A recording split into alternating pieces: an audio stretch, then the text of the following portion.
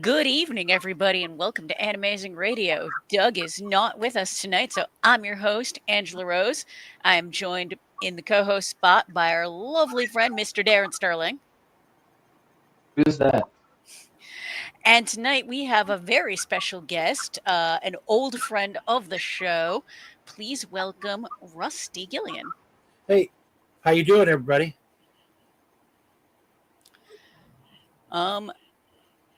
But yeah, we can continue the art conversation because comics and art is definitely interesting, and it's fun to hear different perspectives. Well, what were we talking? Oh, digital versus traditional. Yeah, no, we before we. Hello, Ross. Hello, John. Before we went live, we were talking about some digital, the concept of digital art versus hand drawn, and always interesting the differences. Well, like I said, for me, I never caught on with it. It was like I said, it became a little complicated after a while. Um, I'm still used to doing traditional. I don't mind scanning in stuff into Photoshop or into other programs and doing stuff, but I like having originals. I like being able to work, with my hands more. So, Yeah, hello everybody in the chat. How you doing? I have zero artistic abilities. Ditto. I reinforced that last night with the Jackbox game that we were required to draw. I lost every single round. I tend to avoid those for that specific Jackbox for that same reason. But no, my experience in the journalism end of things, I learned how to use PageMaker way back in the middle 90s in high school during a journalism class. Yep. Instead of just doing the writing prompts, we got the option to create a newsletter. So I picked up and I happened to pick up the software real quick. That's great. Yeah, like I said, when I was working at that newspaper in the late '80s, I was one of the first reporters that they asked to, join. I don't know what you would call it, the Photoshop board or Adobe board. I answered a bunch of questions, gave them all kinds of information towards Photoshop. It was pretty cool. Like I said, I was in the group of names that came up when 1, 2, and 3 came out. And then after that, everything went, in a different way. But I always thought it was pretty cool. Photoshop 1 was very interesting because it was very sophisticated compared to some of the drawing programs and some of the Color Me programs that you saw at the time, because you actually got to do things like manipulate pictures or add to pictures, and people were using Photoshop in a different way. They were creating. Photoshop originally was basically like a journalism helper, put your material in there, add water and stir. And they changed over time because people were creating. So the very first one, you couldn't even freehand lines. If it wasn't square or round, people had to, play with things. Then you could start freehanding lines, and you could start doing whatever. And people were doing a lot of add-ons. They were custom making add-ons. So yeah, that was great. That is well outside of my wheelhouse. Well, that was the beginning. Once it started getting, now anybody could pick it up. But back then, it was like you were working at NASA. And nowadays, look on YouTube, there's a tutorial for literally anything you want to do. Right. Pretty much. Yeah. I mean, the amount of stuff I've repaired or my dad learned how to repair on YouTube is incredible. Like, who needs school? Yeah. Well, think about it this way. when you hold your cell phone in your hand, you have a stronger computer than NASA had when they launched men to the moon. Yeah. So that's Yup. that's hysterical. So imagine what it does for all the different entertainment and industries that you can use it for. I mean, it's amazing. Indeed. And bringing this back to anime, Ross in the chat says, Darren, Skeleton Knight in Another World is getting a season 2. Yep, saw There's that. there's been Never watched the first season though. there's been a lot as there's been a lot of anime announcements in the past few days, a lot of season 2s, a lot of OVAs. But year end, I suppose that's bound to happen. One of the big things that has been happening in entertainment across the board, all forms, video games, anime, television, like the Marvel shows, DC shows, Star Wars, Star Trek. They're universe building, and it's been going on for years, but it's becoming very, very strong in the past 9 months. They're looking for ways to add to the regular universe, spin-off shows, more seasons, additional characters, on and on and on. So you're going to see a lot of things that are going to be built into some of your favorite shows and projects. As a matter of fact, there's a brand new show that's on Netflix. I can't remember the name of it, but it's an anthology series, and each episode is based on a different video game. They're all animated. It's not Arcane, is it? Because I've been hearing that No, from. I think I believe the anthology he's talking about is is it Amazon Prime? Or maybe it's Prime. Because now I've got to find it. Secret is it? Yes. Yep, Secret Level. Yeah. That's We watched the first 2 episodes. They're like swatches. They're not like full episodes. The first, I don't want to give anything away, but the first episode ends just as a battle is about to start, which is very interesting. And they really have a lot of character building. The first episode, even though it's like a portion of a day, let's say, really had a lot of character building.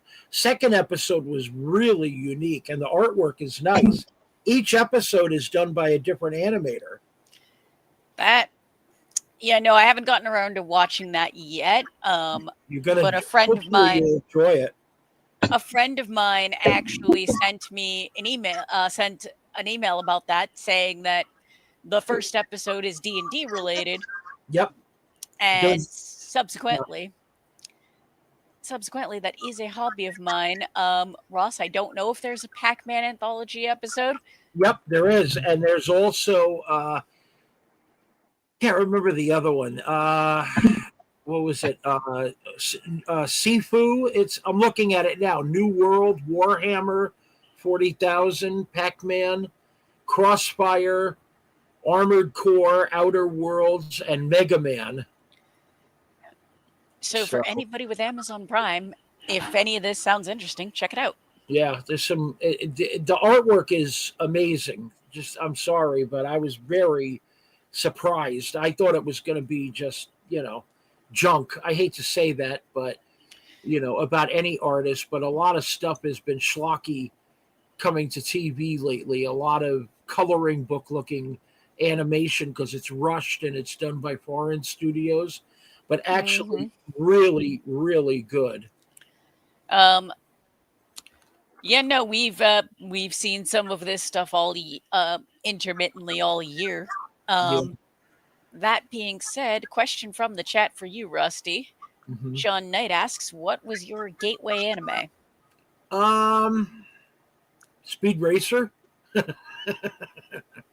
Kimba the White Lion, Gigantor. You got to remember my age. So, Yep. but then again, I have, 4 boys.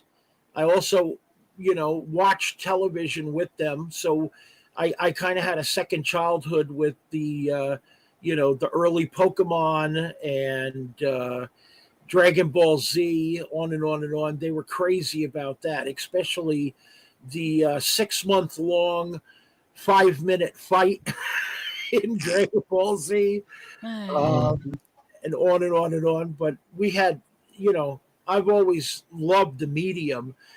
Back in the early 80s, I had worked on the heavy metal movie in 81. And I went to a show in California, the Los Angeles Science Fiction and Comic Book Convention. And it was at the Sunset Hyatt Hotel in Los Angeles. And they had Godzilla, Speed Racer, and Gigantor all on a loop in the movie room, which was popular back then. I don't know if they really, too many people do it anymore. It used to be every convention you went to had a TV or movie room, and it was always stuff that they found. It was always stuff that they bought underground, and it was stolen stuff and pirate, whatever. And everybody flipped for Godzilla at the time, prime time for Godzilla, 70s and early 80s. But they went nuts over all of that old. I mean, Gigantor was black and white. And they just flipped over it. They were cheering. People actually sat through the loop 2 and 3 times to watch stuff over and over. And there was no way to record it or get copies, so people were just amazed at it. But again, that was the time. But then, like I said, my kids got into Pac-Man, Dragon Ball Z, Yu-Gi-Oh, Bakugan later on. Not truly classic anime, more American style anime, but that was their introduction, I guess you could say.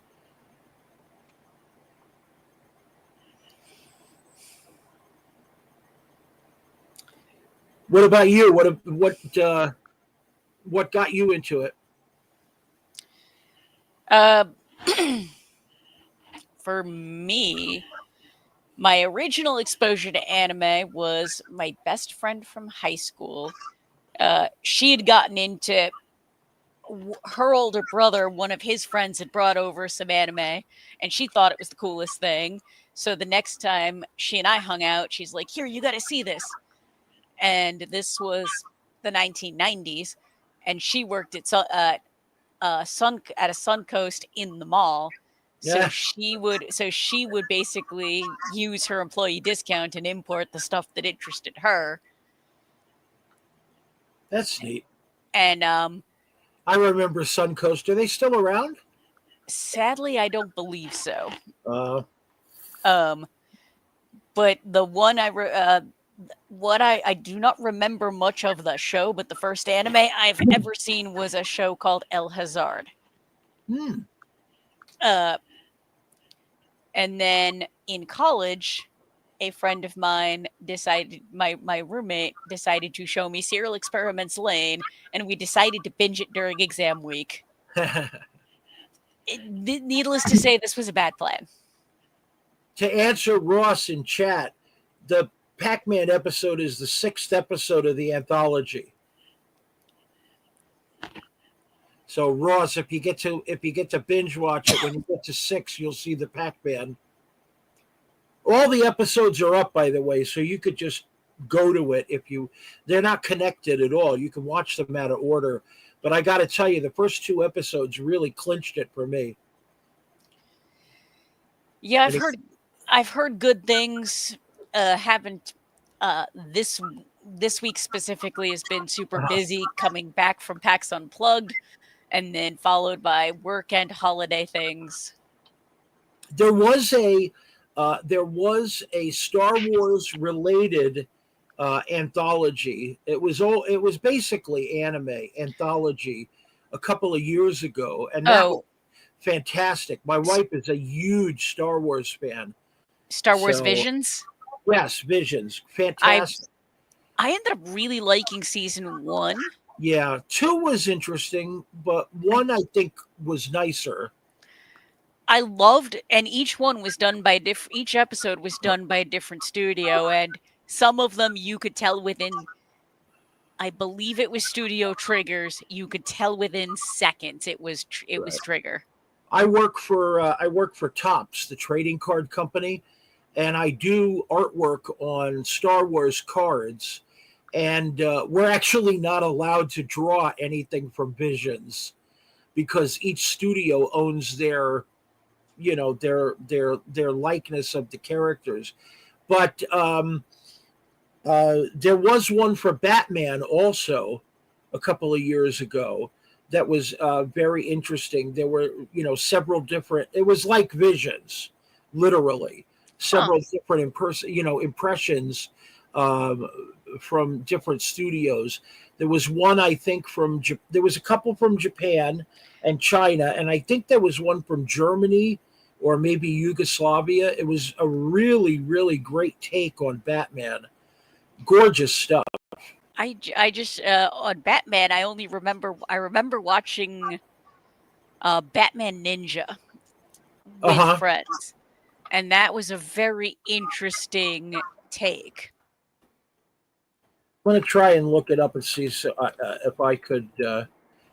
They show Batman Gotham Knight. I wonder if that's the one. Well, anyway, whatever the anthology was, it was really good. The different animation takes on the character were interesting because there's so many different Batmans from different stages, all the way from the 1930s, 40s, all the way through Adam West to the movies today. And then, different costumes and variations and Robins and villains and whatever. So it was a very interesting take. And Ross is answering John's question. Not a huge gamer, but what got me into anime was 20 years ago, had trouble sleeping. I was sick and watching Adult Swim and came across Case Closed. Yeah, that was I loved that show. I just loved that show. That was hysterical. And I thought it was great. And then what anime is in 2007 when watching my first anime, Rumbling Hearts? Oh Lord, that one was a wild ride.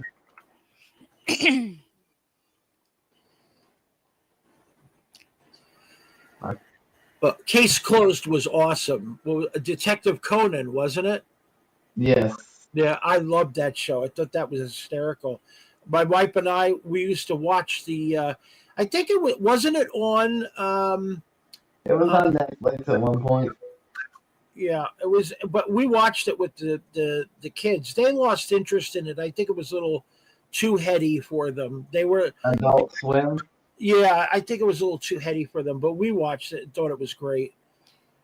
And now, did that show ever continue, or did they stop that? It's still going. It's in the 1,000+ episodes right now. Yeah, that's great. My friend showed it to me one time over his house. I made it 80 episodes in before realizing at the time that they were 700 episodes in. Wow. Yeah, a lot of fun. I like that a lot. And John Knight is asking, Rusty, what's your favorite dubbed anime? Wow. I'm going to have to think on that one. To tell you the truth, I really, I don't know. I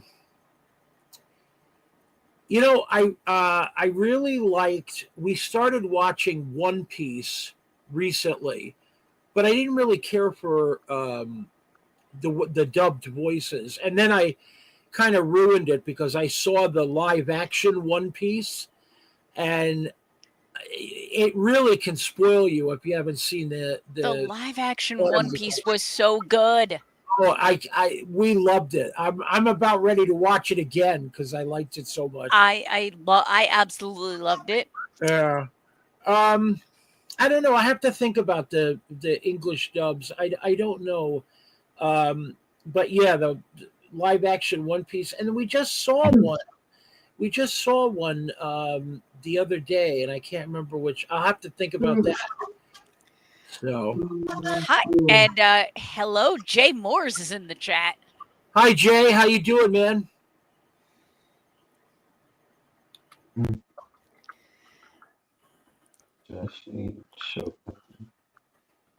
That's the superstar you should have on the show. Forget Jay about Moores has been on the show. forget about a hack like me. That's the guy we should have on the show. Oh, that's right, Cowboy Bebop. We watched the other day, the live action. What That did you? I really loved it. That has to be one of my favorite shows that I've seen. I really I couldn't imagine that it was canceled and didn't get a second season. That was just great. I nope. The live action Cowboy Bebop. There were some really good parts. There were some parts I didn't particularly care for. Live But live action is hard. It was described to me years ago in relation to comics, but it works on this in this level too. When you're working on a comic book, you could literally draw an explosion with a couple of drops of ink. But when you do an explosion in a television show or a movie, thousands of dollars. Mostly, you can't do it. You can't do a repeat. It's got to be in one take. It can't be messed up. On and on and on and on. And when you do something like that, you've got to control your medium. There are certain effects that even CGI can't duplicate. And in this case, television, they don't have, except for the Star Wars and some of the Marvel shows, they really don't have the level of sophistication with CGI that they have with the budget that they do in the film. and I think the only one that I've ever seen that has that level is the new Star Trek shows. and Star Wars and Marvel are both owned by Disney and subsequently have the big Disney budgets. But unfortunately, they're not releasing a lot of the purse strings because if you notice, a lot of the later Marvel shows have been like bottle episodes or containment episodes, and a lot of the Star Wars shows, they've been leaning more towards administrators and on and on and on. The action has gone way down. It's not like the first season of Mandalorian or like what Ahsoka was. Those were great first seasons. Agreed. If you look at Andor, that was literally a sleeping pill with a cape on. I really enjoyed Andor. I will agree with the difference in action level. It got better over time. Let's just leave it at but that. I will say I enjoyed the season. The prison episodes that they had of Andor, that's where the season really took off.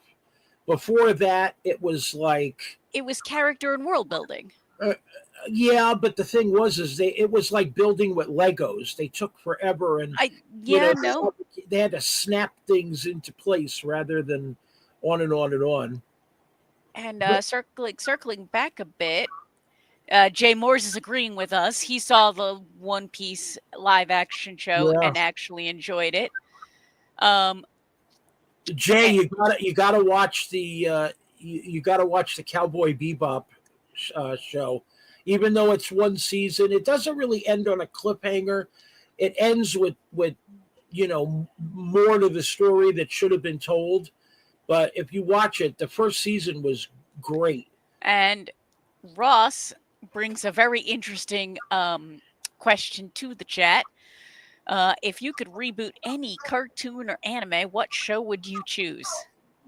Either Batman the Animated Series or the Justice League Animated Series. They already did X-Men. There was a one season X-Men cartoon that bordered on anime. which was Wolverine and the X-Men. And if that could have been renewed, that would have been great. It was basically Charles Xavier, quote unquote, dies in the first part of the series, and it's years later, and Wolverine recreates the X-Men and brings them back. There's a lot of angst. There's a lot of fighting. The animation was pretty cool. There's drop in, drop out characters like Magneto, Captain America, Hulk.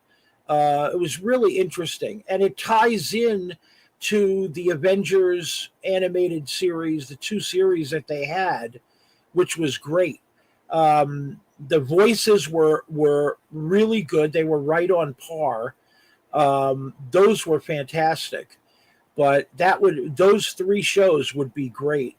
The only other one that I think of that would have been really good would be they brought Star Wars Clone Wars back, and that ended pretty tight in 1 season.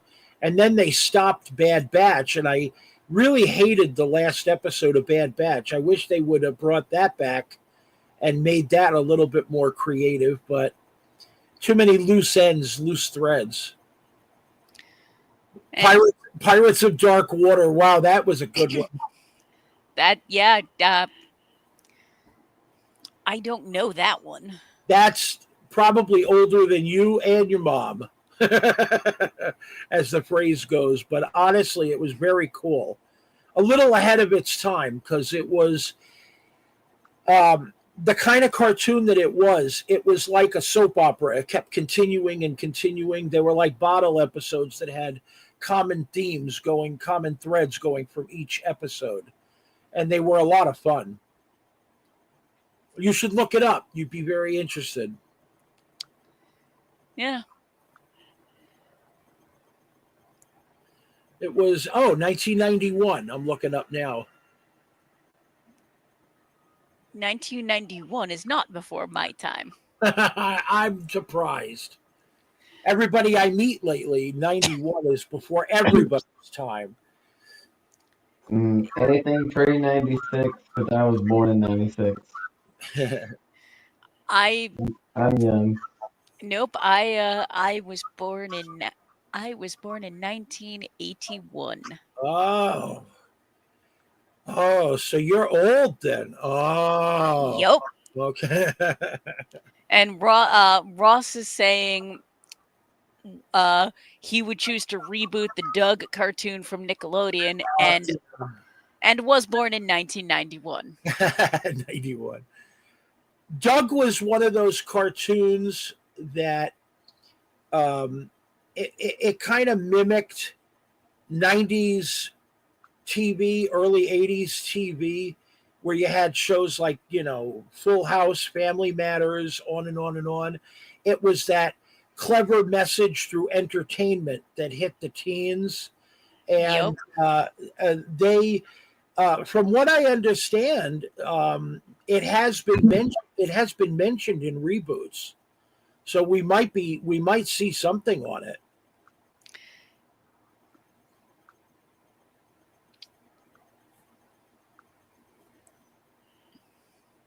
And Jay is commenting, bunch of young whippersnappers. Indeed, I will agree to that. That's funny. And am I thinking, Ross? Am I thinking of a different Doug, or I'm thinking of the one that was around the same time as Rugrats?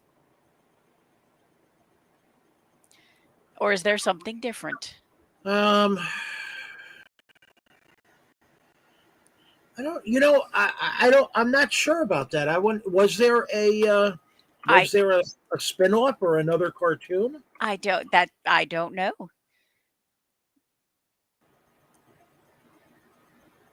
Huh. Well, if there is, I don't know about it. Yeah, that's kind of why I'm questioning this, because. Oh, okay. Ross clarified. Doug from Nickelodeon transitioned over to Disney. Oh. That explains a lot. Yep. And apparently Ren and Stimpy did as well. It's fun. It's funny. One of the shows that I watch, the guy constantly he quotes Ren and Stimpy all the time. He's got like the two action figures on his table, talks about it constantly. That show um, set a set up a lot. It did in animation. It started off. That's that whole Spumco style animation. It even influenced later on SpongeBob too. And John Knight says, Rusty, have you watched Attack on Titan? No, I haven't. I started to, and I'm one of those people like, oh, okay, I'm going to have a week off. I'm going to watch something, and I'll start watching it or playing it or whatever it is, reading it, whatever comes up, and then I'll get hit up for work and I'm screwed, and that's it.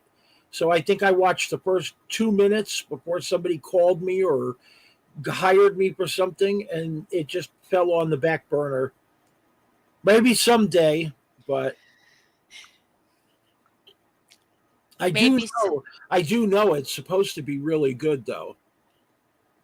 caveat. I will caveat that. Stop at the end of season 3. Oh, okay. Um, the the last episode is one of the most disappointing endings I have ever seen, and Mm, I kind of blame COVID yeah. because of how delayed the final season was. So delayed, and then instead of it airing continuously, they broke it up, and it was not. You know, the funny thing about COVID, a lot of the industry had ways of working through COVID. They really did. Not just the masks and the shots and all that nonsense, but a lot of them had ways of working through when COVID was going on, and they chose not to, which is something that a lot of people don't seem to realize. A lot of the television shows and on and on and on. Yes, you'd be watching a show on Monday during COVID, but remember the television show that you're watching was actually taped 6 months before or earlier. And with animation, nobody came in contact. What they did was is they just didn't capitalize on the timing. Back in the 50s and 60s, a lot of television shows, movies, even recording stars would have stuff in the can. It's like being a baker. You make a dozen, let's say, donuts, and you know that some are going to come out crappy. So what you do is you make 2 dozen, and you find your best dozen out of that. They stopped doing that around the late 70s, early 80s. People just were unprepared. So when it came up, stuff was already done. You know, John Knight in what's the up? chat is saying that the English voice actors recorded anime from homes during COVID, but I know some Exactly. stuff got delayed with like post production, and not everybody's quality was the same, Right. because we've had voice actors on the show who have talked about that. I voiced a character of a banana for a UK cartoon, and I did everything from home, right on this computer, as a matter of fact.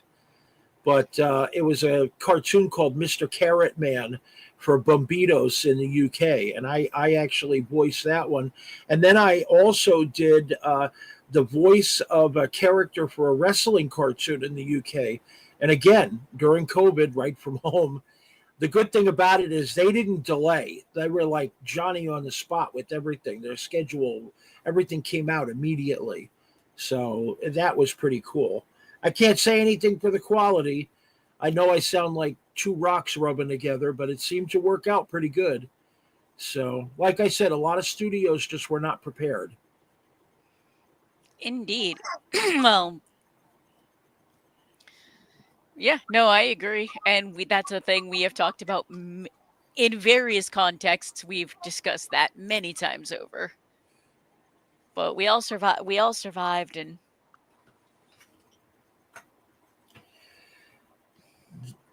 I had also done a couple of voices, small parts, for a couple of the Marvel and DC, uh, uh, like the mini films that they do, and they produce. I played Aquaman's father in one, and I played an ambulance driver in a Batman versus Joker loop, which I thought was hysterical because he was like this drugged out ambulance driver that had like this crazy voice, and I nice. sent it in. I sent it into them on a Monday, and then on Friday the whole film was done.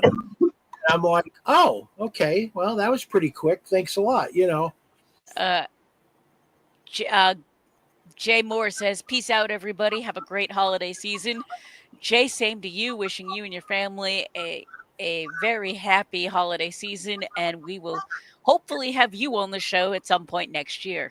Bye, Jay. I'll talk to you online, my friend. Merry He Christmas. he is literally one of the best artists in the industry. We've as yep, Jay has been a guest on the show, and we also at one point did a online play session of the game he designed. Yeah, I did some artwork for the first book.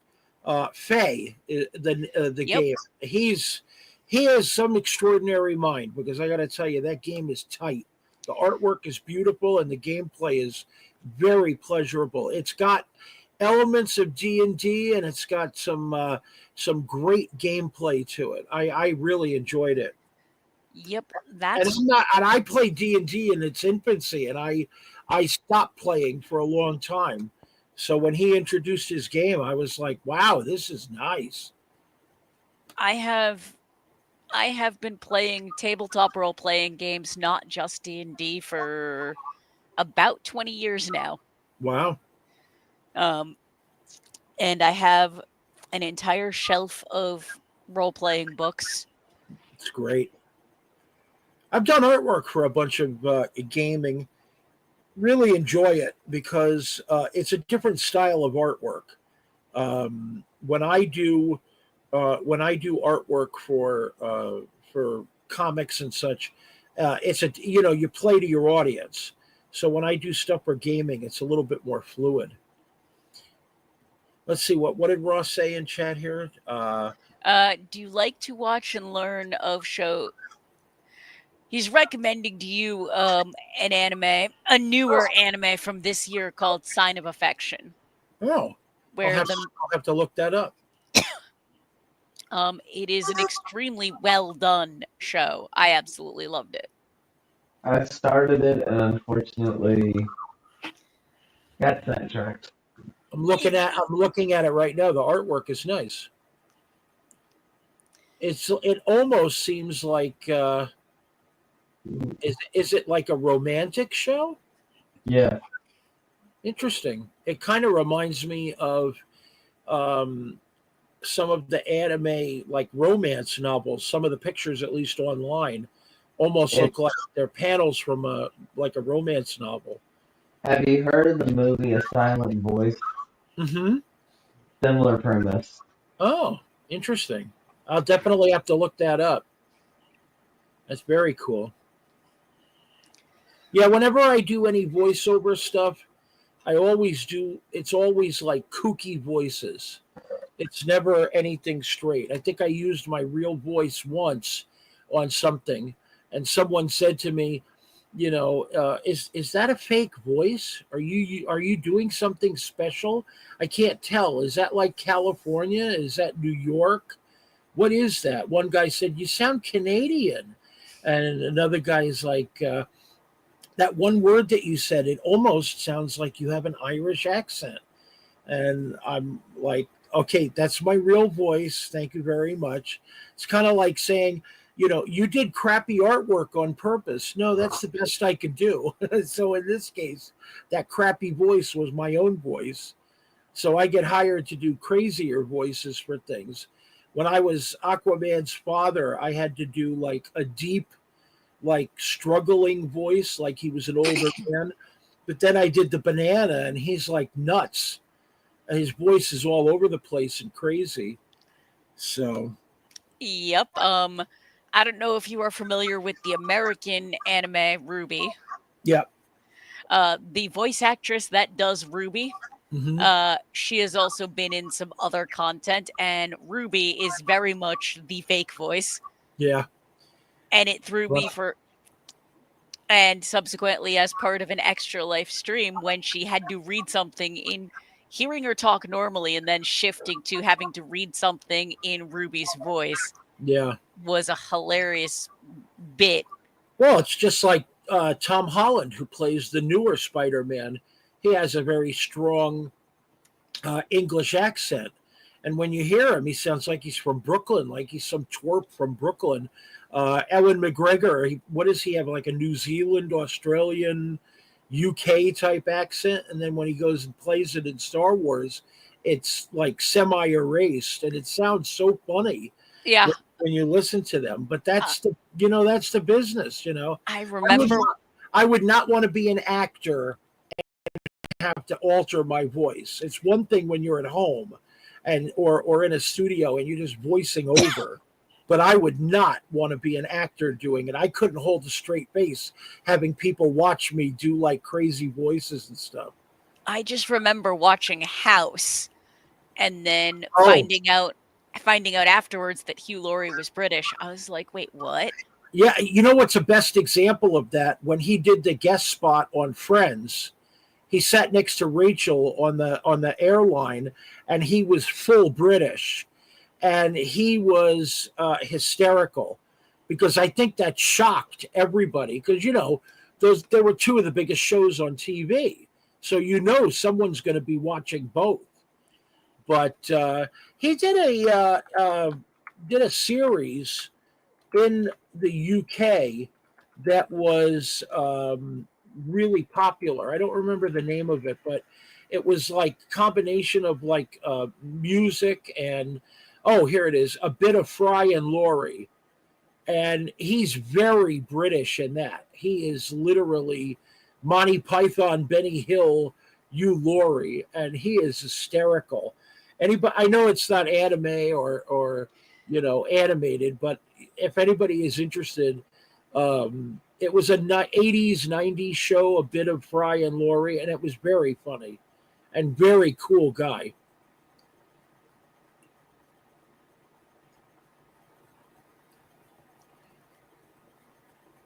Was that? I'll add an actor to the Oh, list. to this list we're going through. Oh, Uh, okay. the the actress that did Ruby Roundhouse in Jumanji was also British. Right, right. There's some pretty good ones. Now, the funny thing is, it's not just um, people who have that turnabout, like they're British, but then they sound, English. They sound American. Let's say, it's a terrible thing to say. People used to say, "Oh, you sound American," and they'd be like, "What an insult!" But what about the people who actually have unusual voices and get hired for those unusual voices, like a Rowan Atkinson, like Mr. Bean, that has like that strange inflection to his voice, and then all of a sudden he's hired for that strange inflection, or like Clancy Brown. It's just very funny. It definitely is a very strange industry. I will agree to that, and I think the closest thing to normal, and I use the term loosely, voiceover that I've heard from Rowan Atkinson was The Lion King, Yes, yes. because No, yeah, that definitely did not have the trademark uh, that we all know, the trademark voice that we are familiar with. right. Yeah. Well, I'll tell you what, that movie was pretty outrageous with its stars. Uh, It really was. Yeah, no, the animated version of The Lion King had a very stacked cast for 1994. Yes. Who do you think? Who do you think has like the most amazing range out of all the voices that you've heard?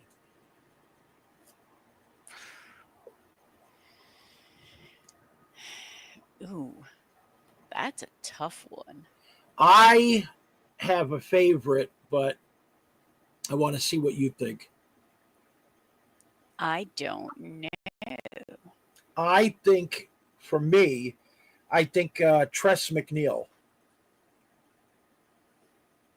That's who I think. I mean, of all the stuff that she's done like amazing stuff. So she's got, I think, maybe the widest range of all of the voice actors and actresses that I've ever heard. Yeah, I actually have to think about that one So because there's a lot of actors I like yeah, and a lot of like video game and animated voices, but I don't necessarily always equate different characters with different voices, if that makes sense. yeah, I get it. Sure. I don't know. So yeah, I when I think about when I think about all of the voice act, I mean, I grew up with Mel Blanc being like the man of a million voices. That's Yep. my that's my thing. And Um, and now we've got questions coming into the chat or oh, cool. comments. Ross, when we were talking about Marvel and comics earlier, he wanted to say that Sony admitted that they could do a Spider-Man in the villain films, That's right. but they decided not to. The problem with I've worked for Marvel films. I worked on the Spider-Man 2 and 3, the ones with Tobey Maguire. I worked on Captain America 1, Avengers. Were So Spider-Man were the original were those Spider-Man movies Fox or were those Marvel? well, it's hard to say now because there was a lot of secret deals on the table. So they were not MCU, if you want Right. if you want to brand it that way. But now they are. They're canon Yeah, but because it's now they have the multiverse, so they can eh, get away with just about a, cuz it's they can cuz get it away with anything.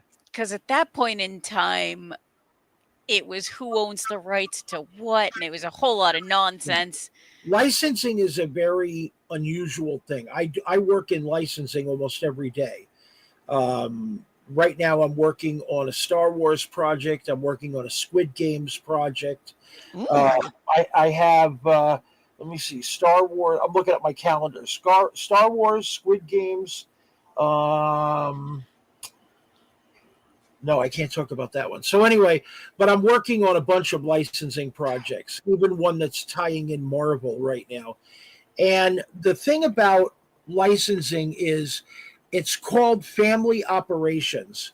So, for example, you've got, let's say, Spider Man.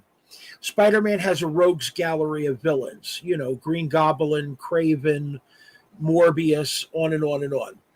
So that's why the studio was able to do the Spider-Man films and the villains and on and Cuz on and on, because it was part of the family. But there's certain forms of licensing that are not exclusive. For example, Spider-Man was in the Fantastic Four family, and Fantastic Four was in the Spider-Man family, but they're not allowed to be used. And in the Fantastic Four family, when the first movies came out, they had Galactus, they had Silver Surfer, on and on and on. But then when the next license came along, they weren't allowed to use them.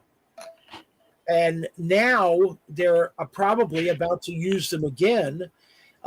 Somebody said that they were thinking about making Silver Surfer a female character to skip through the licensing because they can make changes like that, a la Mickey Mouse, Steamboat Willie, on and on and on. They can make changes like that.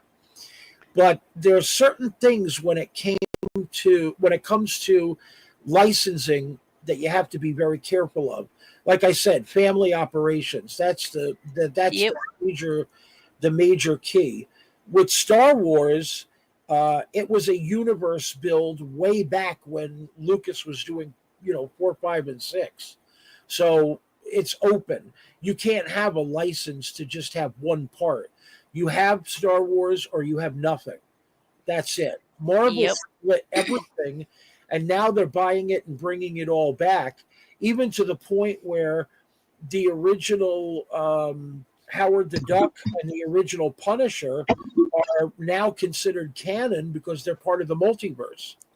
The original Captain America two guys, part of the multiverse, and on and on and on.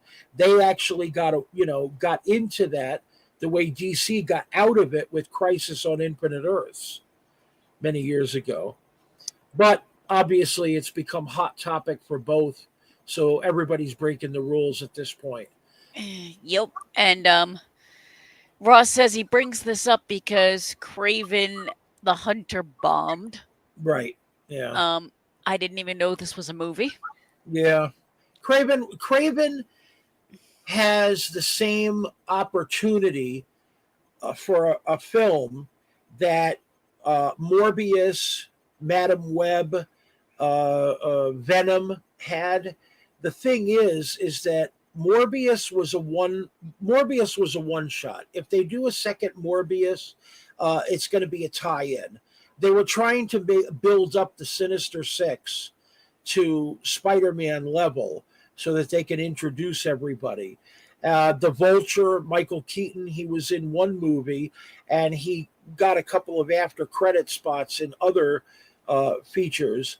They were trying very hard to bring him in also, but I think Craven was a little too far out of bounds for them.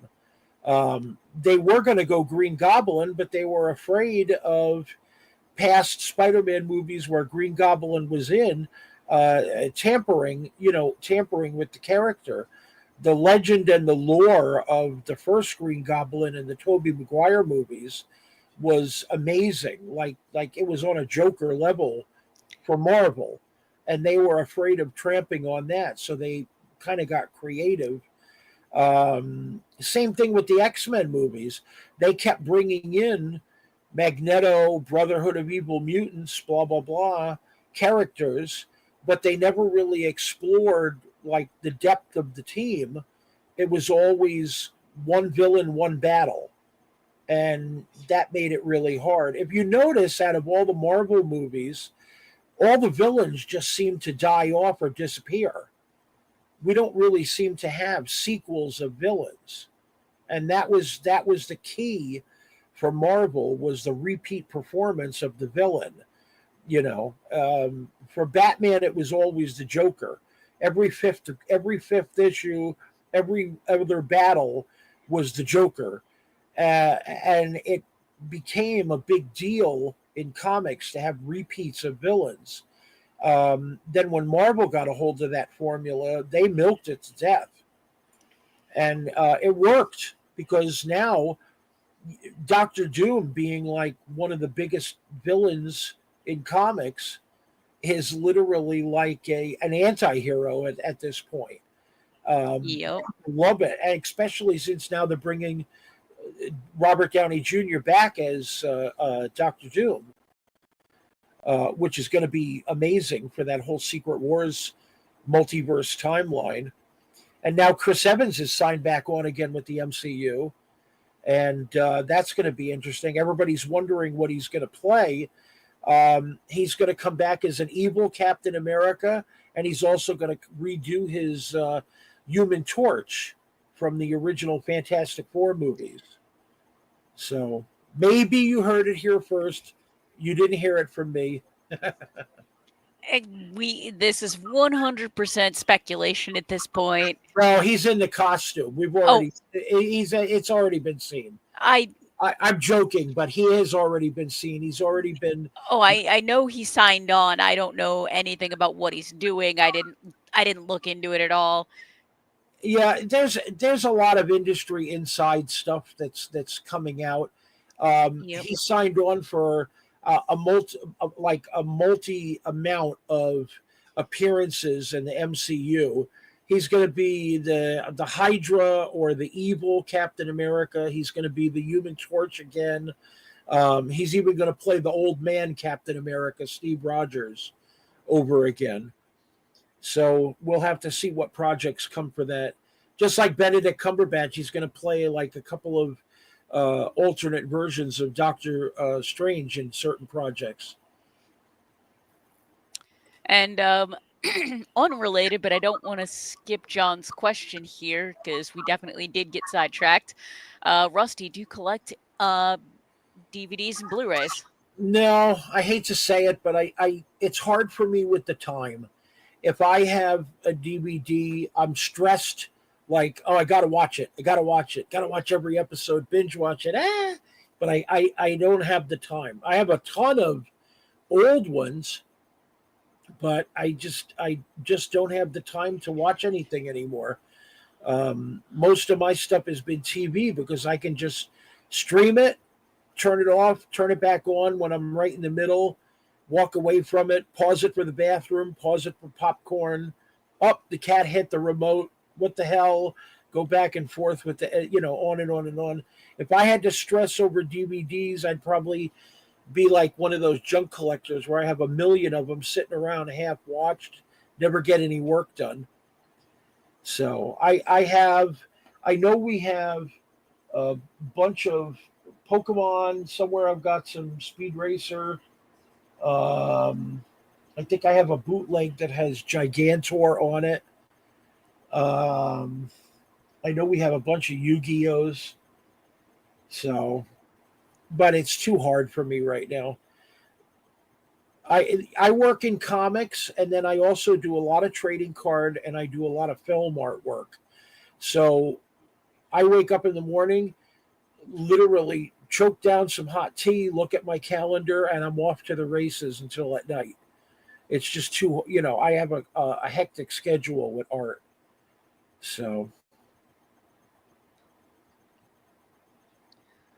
Okay. Retro question for us old people. Uh yes, it's out of Bluefield, but do you think modern day should bring back the round dial clicker TV remote from the 90s? do you know what the remote was when I was a kid? It was telling your children to get up and turn the channel and throwing a shoe at you if you wouldn't move fast enough. See, I was that child. Yeah, yeah, it was And whole. then the rat and then play with the rabbit antenna. Mine had the aluminum foil on the ends too.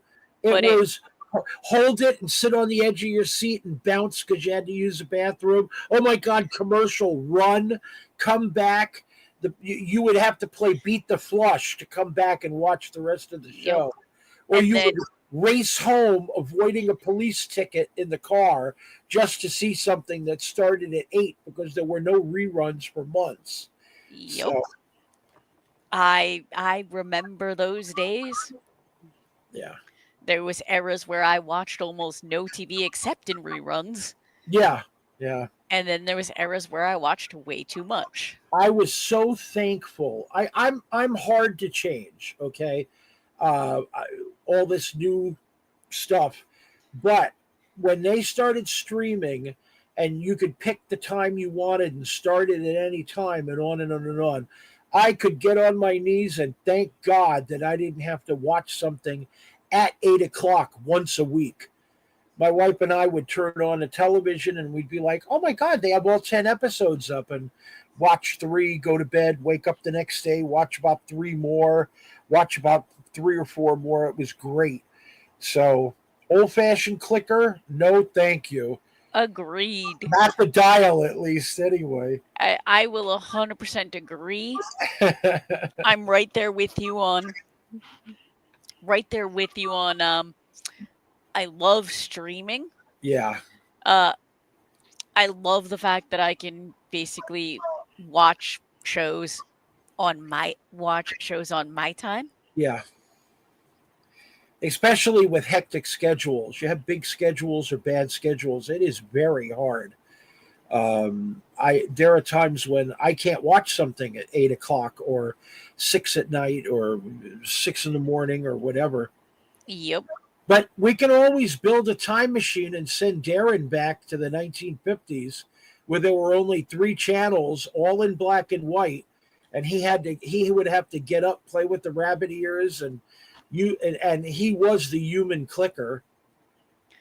And that yep. The only thing nowadays that is still, even on streaming, is still on a appointment time would be sports. Mhm. And even then, well, I can watch highlights. Yeah. Like I could wake up, like football game, sporting teams that I care about have already played today. But I can just open up my phone, look at an app, and see who won the game and get like the cliff notes.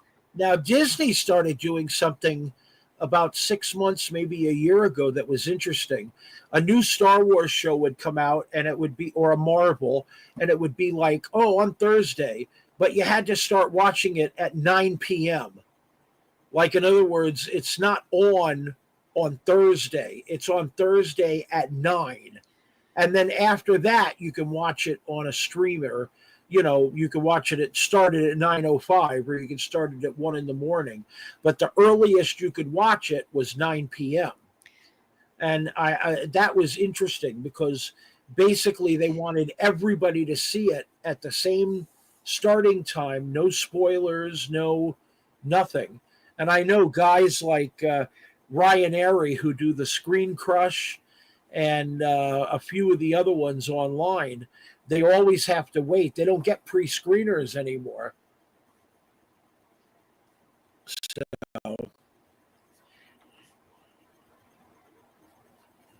Yep. Whereas most of the Disney, because of our schedules in the house, yeah, when any new show goes up on Disney, we just typically watch it over the weekends. Like, yeah. it'll go up and then we just watch it on the weekends and then go out of our way to avoid spoilers. They have a new Star Wars show, Skeleton Crew, and that's really good fun. Really good fun. If you like Indiana Jones, if you like Goonies, that's like a great Star Wars homage to that whole adventure, young adventure platform.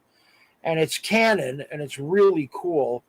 But it's like Thursday or Wednesday, whenever it's on, and it has to be at 9. You can't watch it 1 minute earlier. You can stream it anytime after, but that's the first time it's on. So everybody has to be on a level playing field. Sometimes I think that's kind of cool, especially since a lot of people take joy in spoilers or ruining the ending to things, which annoys the hell out of me. Agreed. I don't ruin anything for anybody, so actually very careful of that because when I do licensing, I have a lot of stuff that I can't talk about. Like, there are some things that I'm working on right now that aren't even going to come out until one project I'm working on right now that I can't talk about isn't even going to come out until December of next year. It's a Christmas project, and it's a very popular medium. I can't talk about it, at all. It's next year. So in licensing, you literally have to keep the genie in the bottle.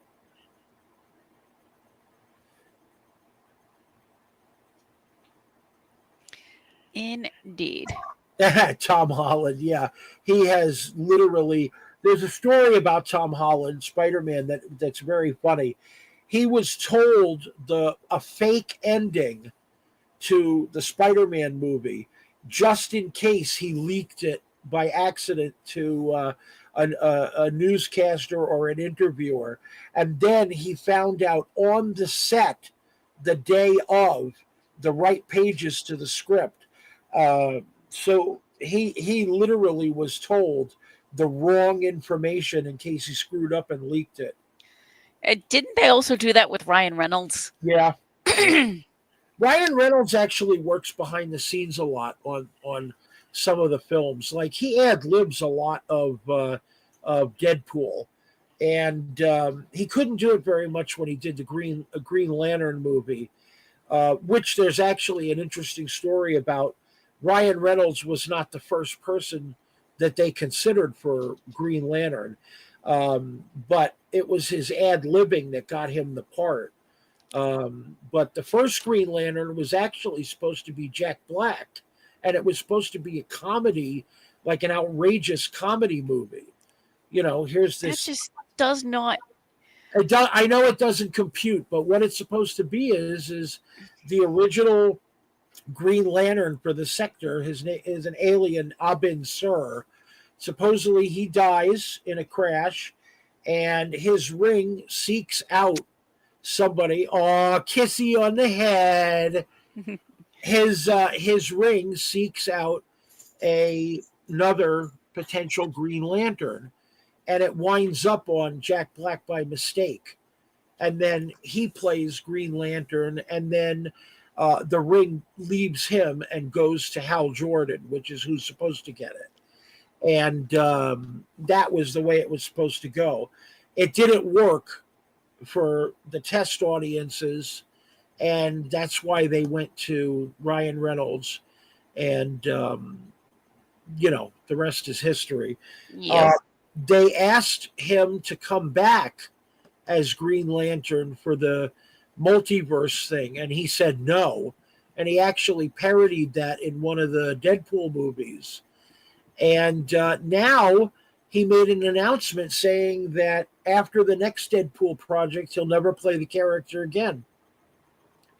So he quit being Deadpool.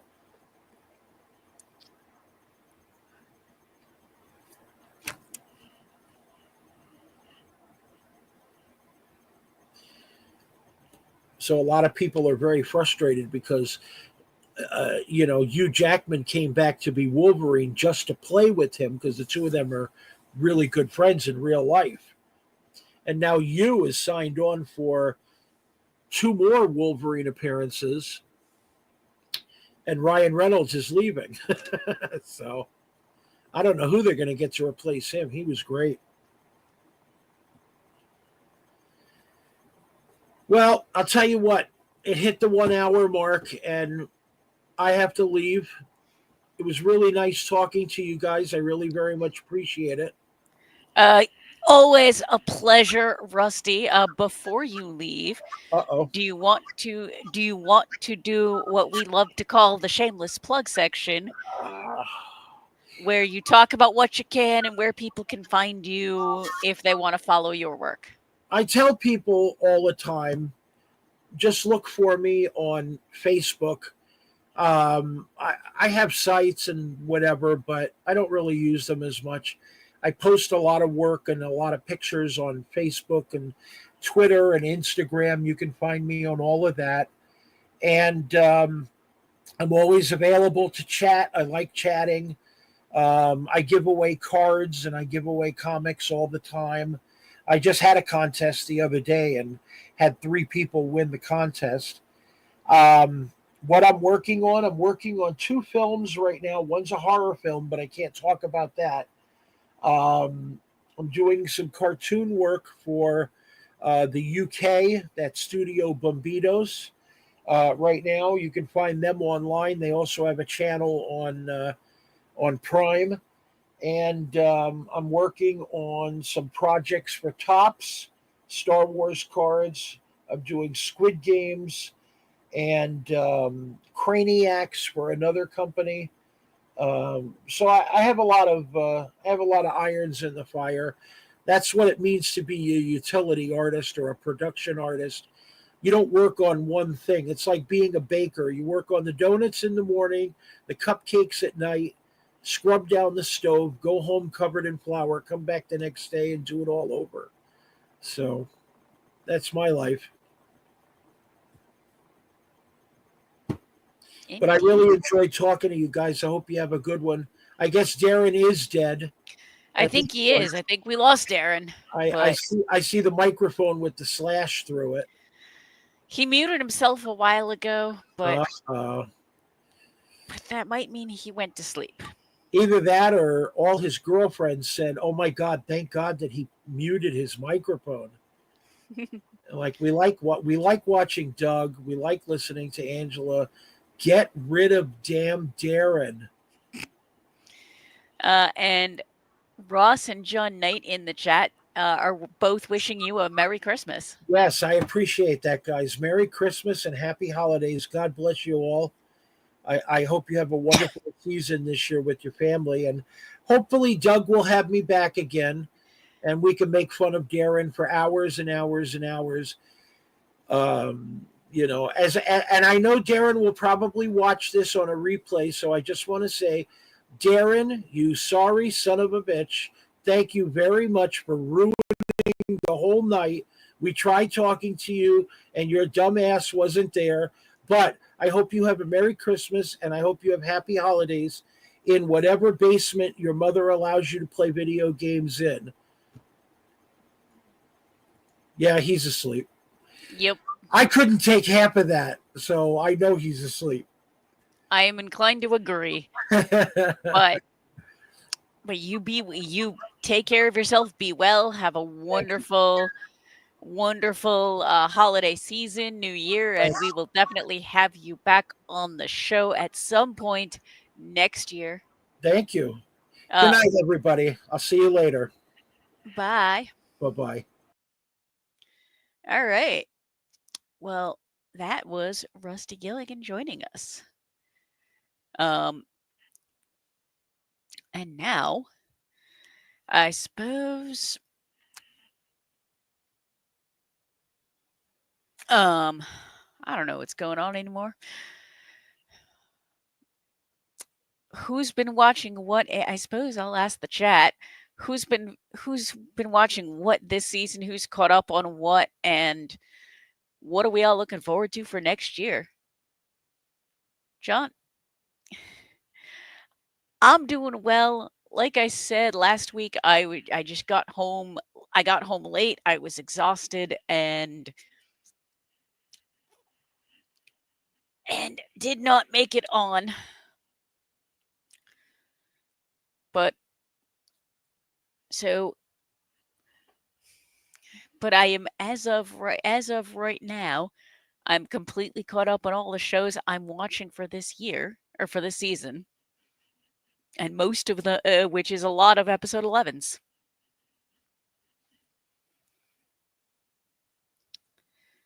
But this season's wrapping up and looking ahead to next season, I've still got a fairly small watch list.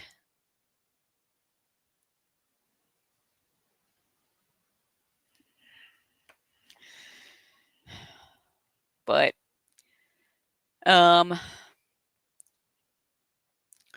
yeah, what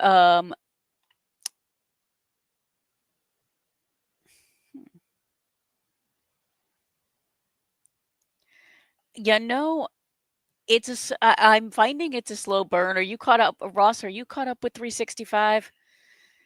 Because I actually watched episode 11 this week, and it's definitely a slow burn.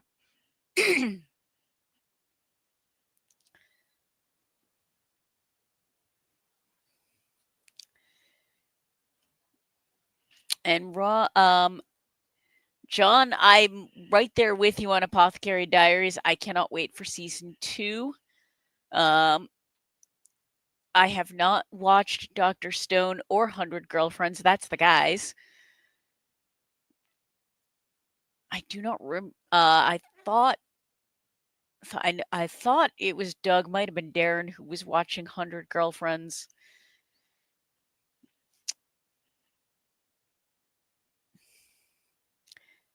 But let's pull up my list for next season, because I have it.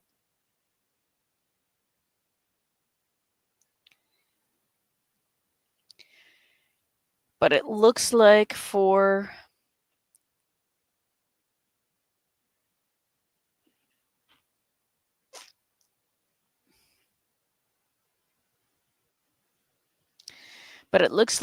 winter, I've got a few.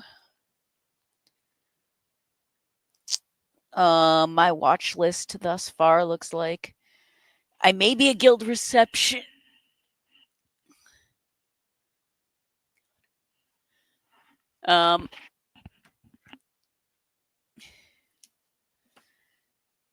Ross, I don't know. We'll see. We've got one more episode. We'll see what happens. But we'll have we could, once the season's done, I'll end up posting a review of what I thought. Very nice. Oh, you're awake. Yeah, I didn't fall asleep earlier. Then what happened? I did space out for a minute though. I was coughing because I told you I wasn't feeling great the other week, and Yeah. it's just been a periodic kind of cough. You know what I mean, right? Yup, the annoyingness.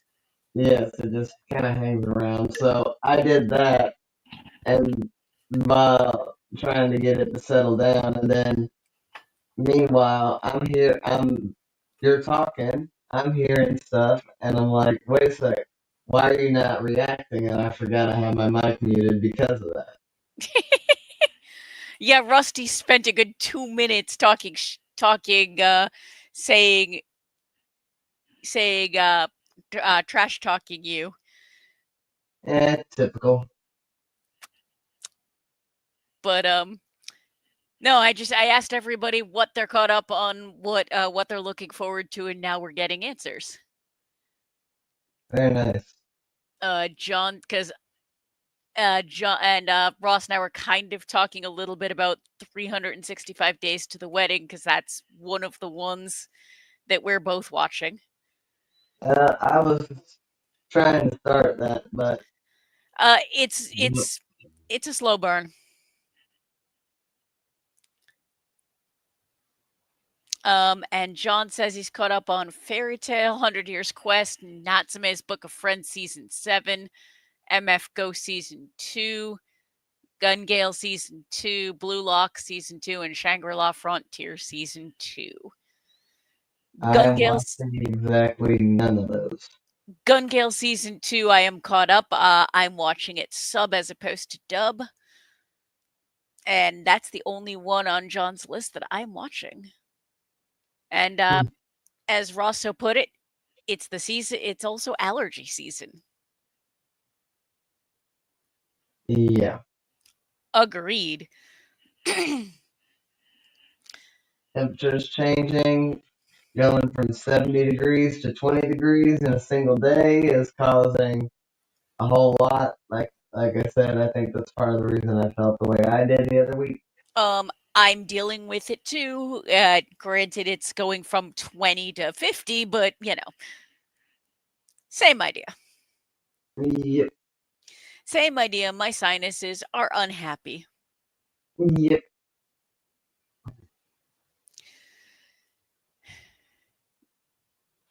But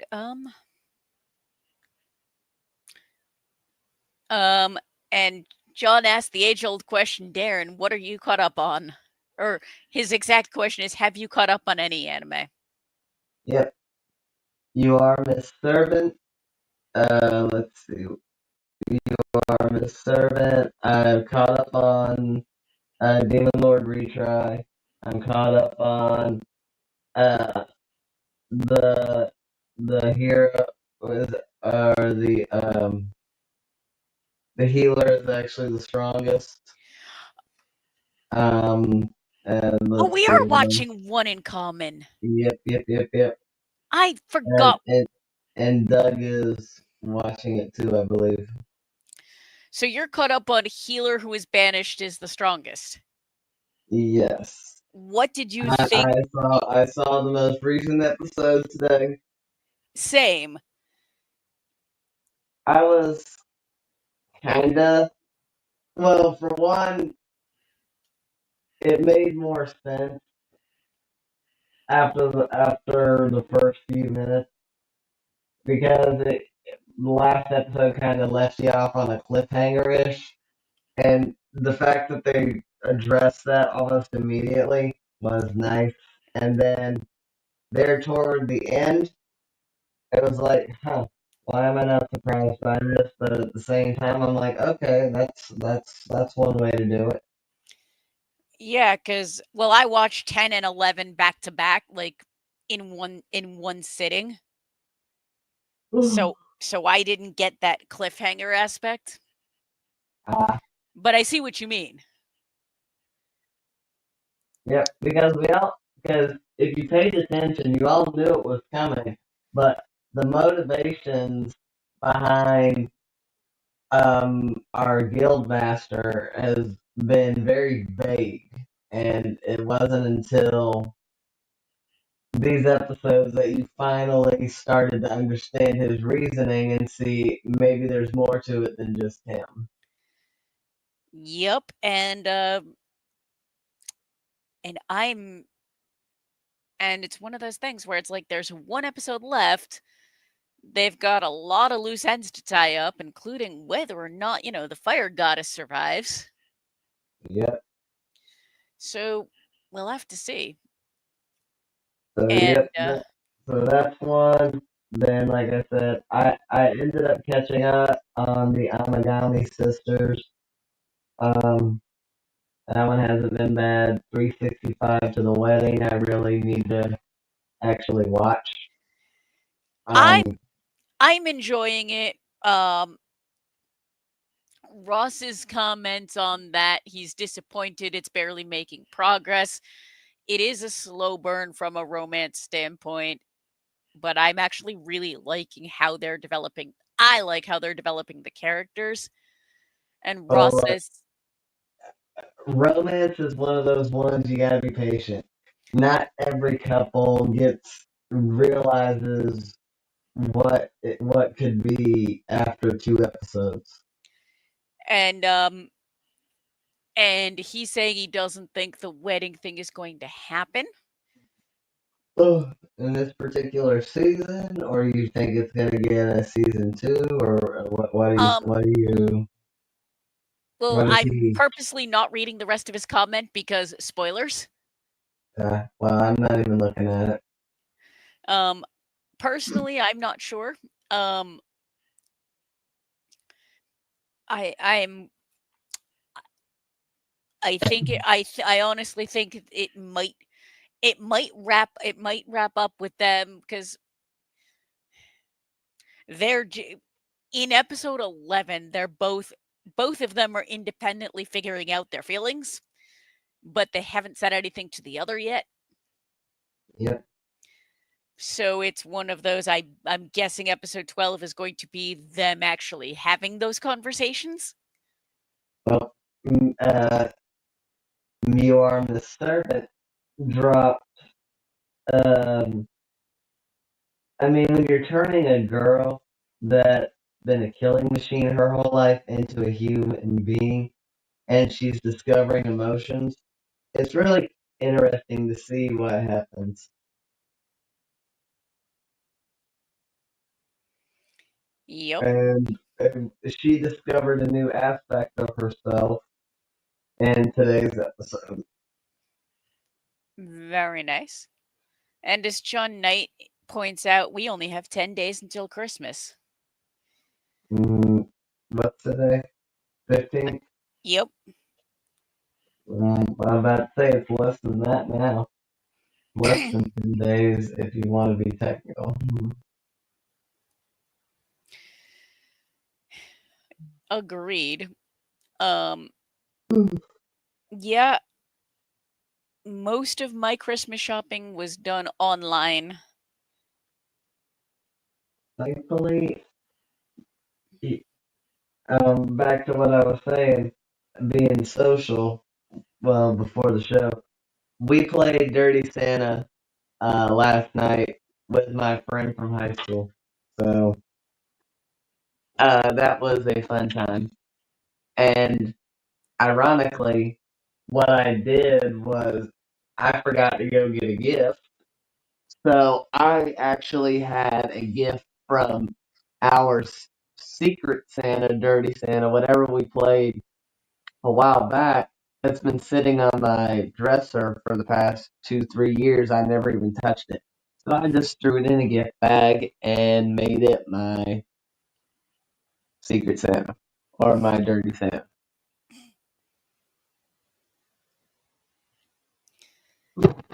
You Yes, know, but Friday night was my work holiday party. Uh, Yankee Swap, and Yankee Swap is always interesting to see what people uh keep stealing. yep. And this year it was basically gift sets with candy and stuff in them were the big things that everyone wanted. Well, you know what's funny? I It was super ironic. So there was 23 of us. There was Yep. 23 gifts, 23 players. And you know how you always want the higher number, but sometimes in some of the games you play, and if you get number one, you're allowed a redemption at the very end Yeah, because you got screwed. that's how we did it was one basically got to steal anything at the very end. Yep. Well, guess who was number one after suggesting it? What, you? Yep. But we didn't end up playing the redemption arc kind of deal, which was fine. I didn't care.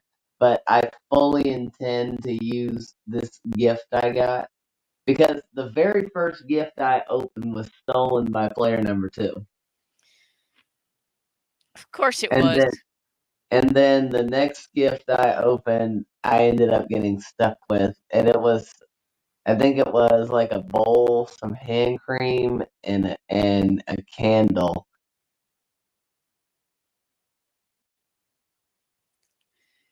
Nothing wrong with that. No, nothing wrong with it, just not anything I'm personally going to use. So I will probably be regifting it to our store Secret Santa if I end up getting picked a girl to do Secret Santa with, because they have way more use for it than I would. That is fair. The amount of times with over the years that I have ended up with candles and lotions for those kinds of things is high. Well, it's because given the amount that you're often limited to, it's just the more practical thing to do. But probably the good thing was, so Dirty Santa has two different aspects to it. Yep. One, you buy a present and it's a good present and you want it. Well, Dirty Santa, if you play it correctly, you also put things in there that nobody's gonna want. Unfortunately, I kind of planned something, but I'm glad I didn't. And the reason I say that is because it wasn't. We thought that we were playing amongst our little group of like 7 people, not realizing that she had invited other friends and family members, including several kids that were in their single digit ages. So me and my friends were kind of glad we played it safe because if we'd have gotten to the secondary aspect of Dirty Santa, we probably would have been asked to leave. Yeah. Um Oh, that's why we played Jackbox after the kids went to sleep. yep. And Ross, bringing us back on track. Boo.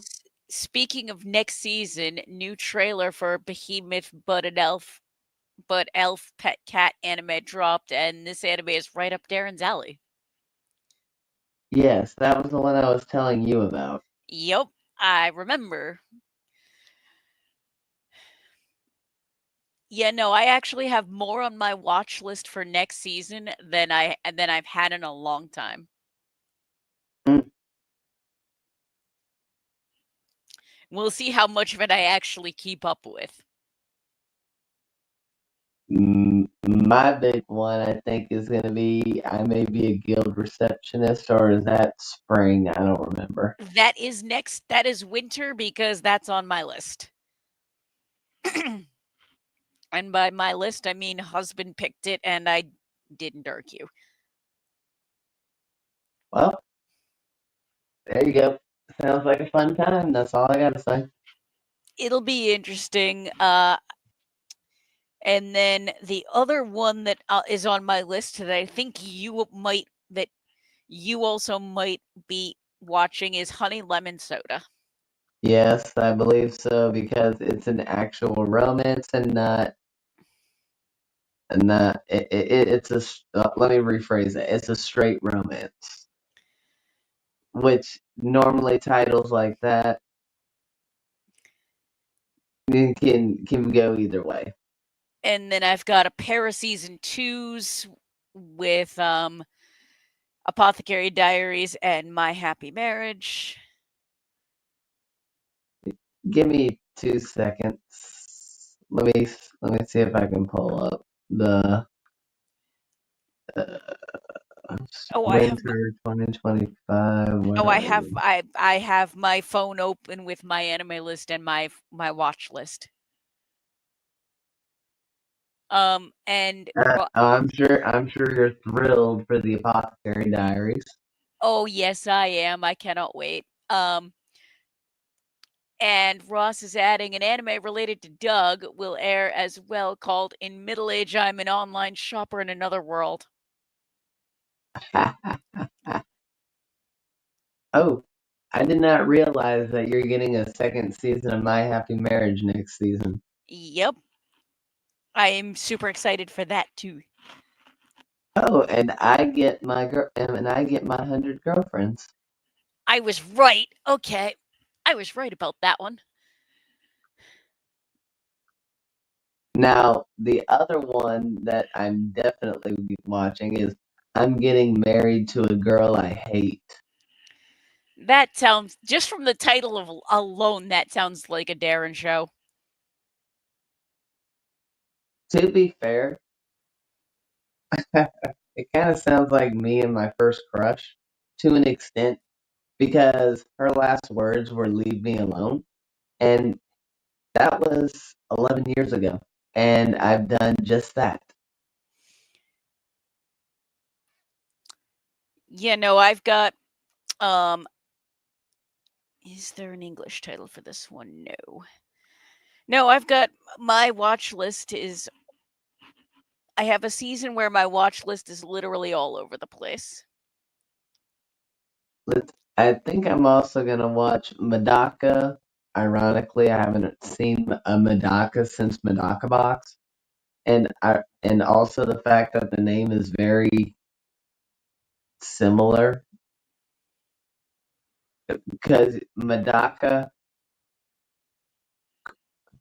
Kuroiwa Kuroiwa when Mhm. Medaka's name in Medaka Box is uh, uh, Medaka Kurakami.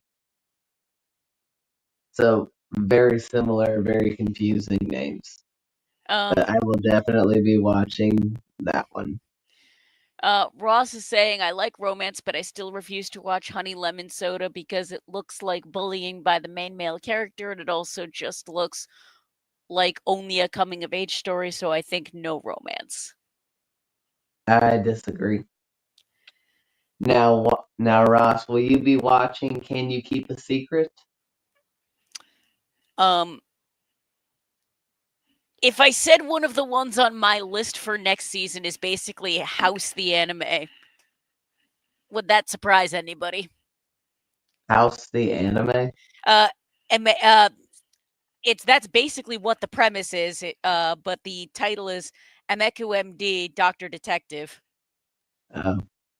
And the general premise is in a hospital general diagnostic department, patients who are deemed difficult to treat by other doctors are collected here. From mysteries of unknown illnesses to murders that even police can't handle, Genius Doctor reveals the shocking truth hidden behind these mysterious disease. Okay, I see which one that is. Project number 9, not a bad studio. Oh, But there's but even a. Go ahead. but when I read that description, it basically felt a lot like House, the TV series that I actually really enjoyed. Okay. Hence, it's on my watch list.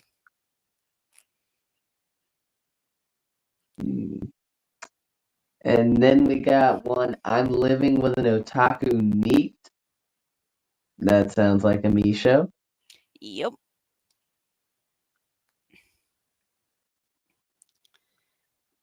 Let's see, from bureaucrat to villainous. I'm not watching any villainous shows just because.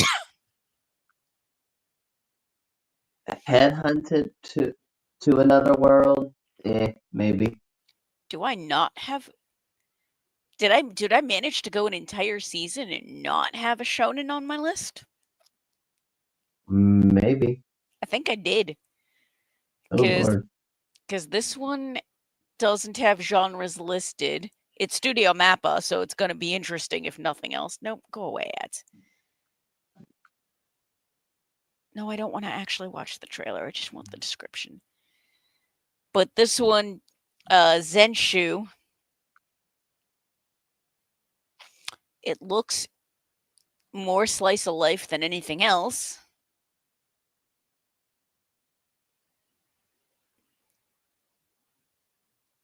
And we got another romance. Anyway, I'm falling in love with you. 17-year-old. Okay.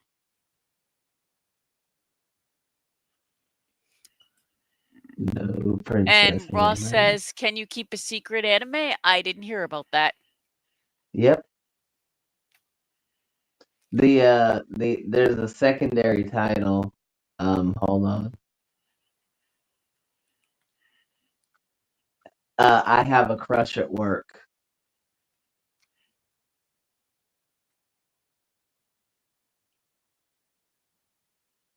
And also there's it's not really a season 2, but there's a franchise that is getting more content that I absolutely love. While I'm not crazy about Phantom Trigger, I love the Grisaia franchise. And Ross says he is watching Crush at Work. Yep, that was the secondary name that it had.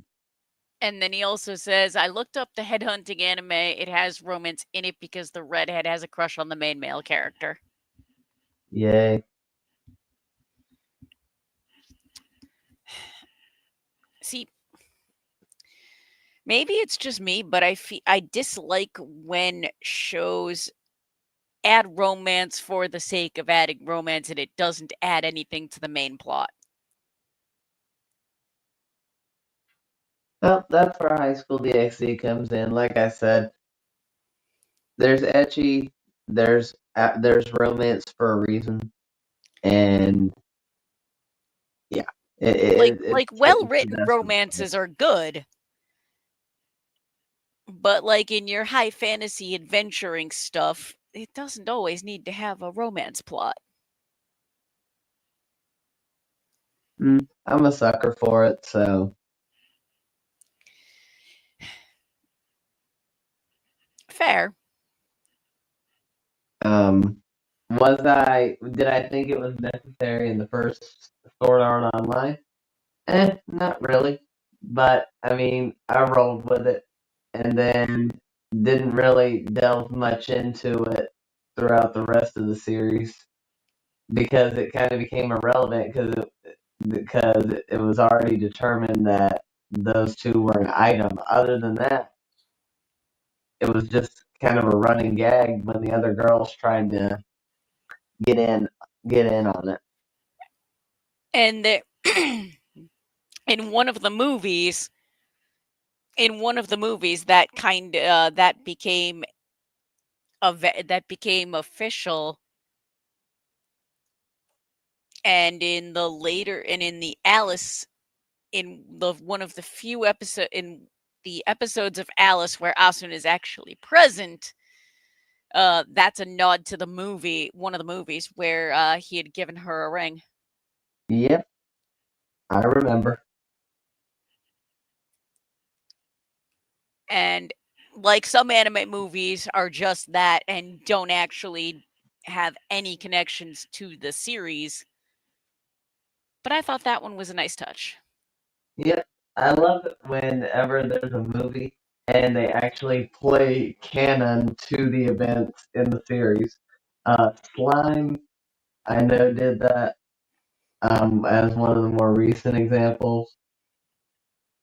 Unfortunately, the Dragon Ball series never did. None of the movies.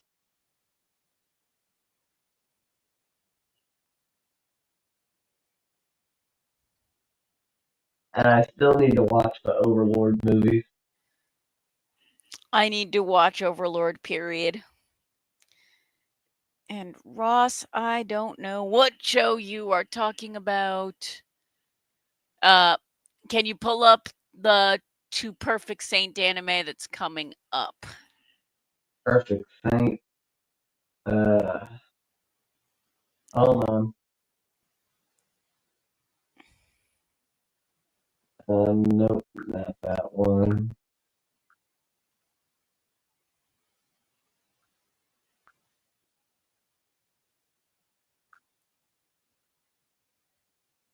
Oh, we get more Fate, of course.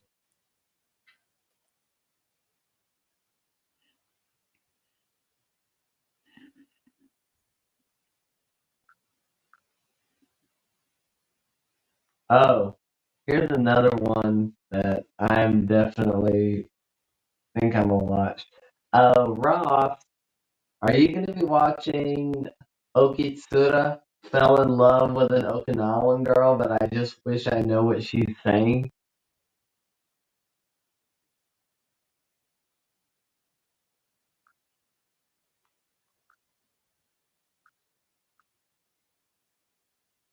And will you be watching the Elf anime? That's Greatest Alchemist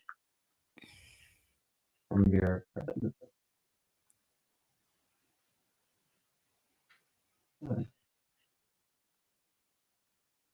Given the worthless appraiser class, that sounds like a Doug one.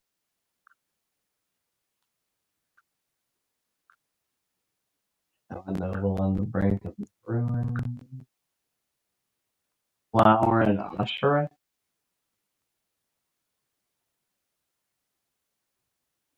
Which one did he say? The Perfect Saint anime. Okay. Oh, off topic, but here you go, Ange. I left my A rank party to help my former students reach the dungeon depths. Oh my god.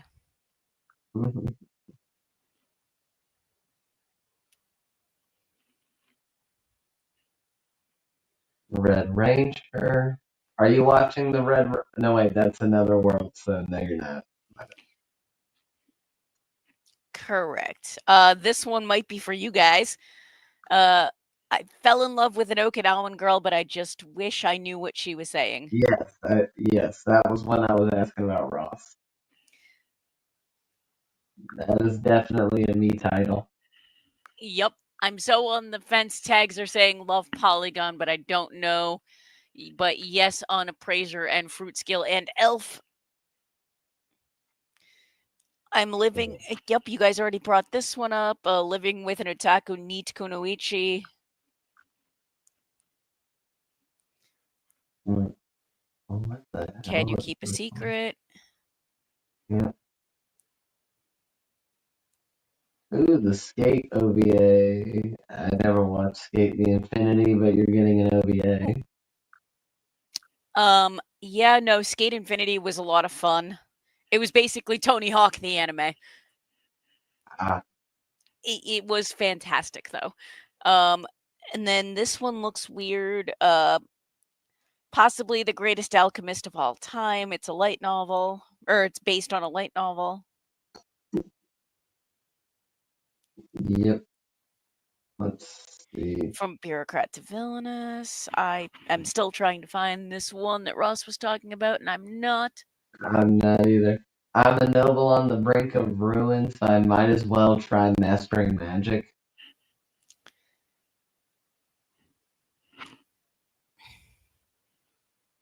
Flower and Ashura.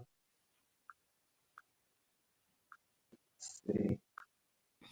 Oh, here's another one I might watch. Anyway, I'm falling in love with you.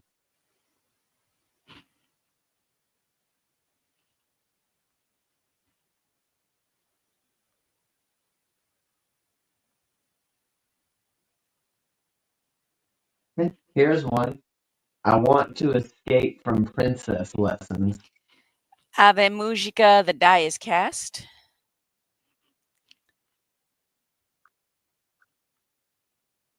Hey, do you want to hear a redundant title? Sure. Magic Maker. How to make magic in another world.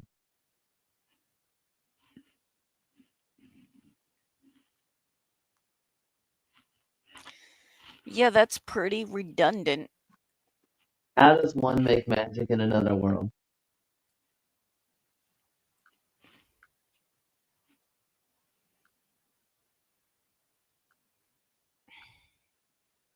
Promise of Wizard, that's a from a game. Oh, here's that original one that we were talking about. Momentary Lily. Even given the worthless appraiser class, I'm actually the strongest. Yep. Red Ranger. Tasokare Hotel.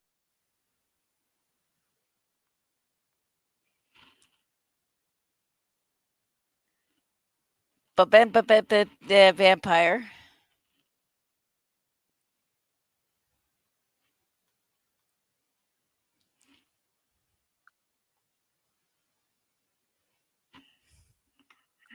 Oh.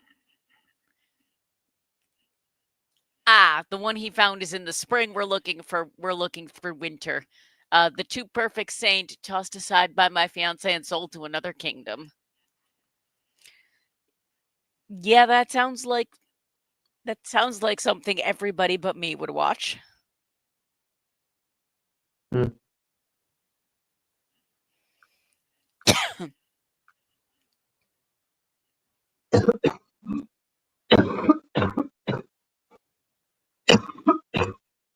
Excuse me. Yeah, I'm right there with you. Oh, oh. So, remember how we talked about various American shows potentially receiving anime adaptations? Yep. Did you see the one in the spring that goes along with that?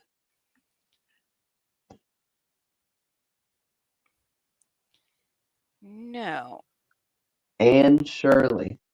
Oh, yes, I did. I remember seeing that. Anne of Green Gables was a very integral part of my childhood. I do not know how I feel about this.